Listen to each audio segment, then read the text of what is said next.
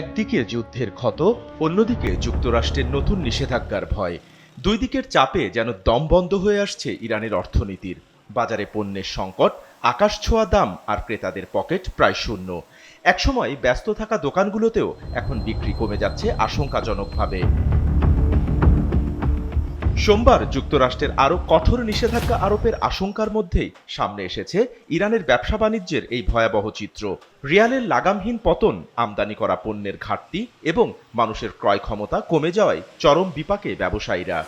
دولت مردم که چجوری دور بزنیم تحریما رو حالا یه ذره هزینه هامون هست اضافه میشه توی بالاخره 2020 সাল থেকে কার্যক্রম চালানো ডেনালিফট গ্রুপের ব্যবস্থাপক মরিয়ম আশঘি বলছেন, বিনিময় হারের তীব্র ওঠানামা, বিকল্প পণ্য খুঁজে পাওয়ার সংকট এবং ক্রেতা কমে যাওয়ায় তাদের বিক্রি উল্লেখযোগ্যভাবে কমেছে লাভও।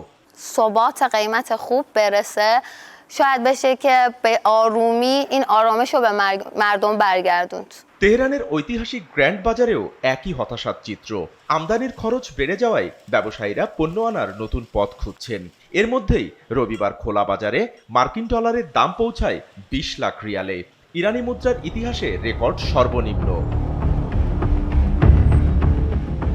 এদিকে মার্কিন ট্রেজারি সেক্রেটারি স্কট বেসেন্ট হুঁশিয়ারি দিয়েছেন আরও কঠোর নিষেধাজ্ঞার। প্রেসিডেন্ট ডোনাল্ড ট্রাম্পও ইরানের বাণিজ্য অংশীদারদের বিরুদ্ধে ব্যবস্থা নেয়ার হুমকি দিয়েছেন।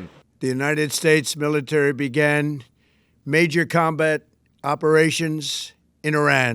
কিন্তু এত চাপের পরও অনমনীয় তেহরান। প্রায় 6 মাসের সংঘাতের মধ্যেও হরমুজ প্রণালীতে নৌ চলাচল কার্যত বাধাগ্রস্ত করে রেখেছে ইরান, যার ধাক্কায় বাড়ছে বিশ্ববাজারে তেলের দাম।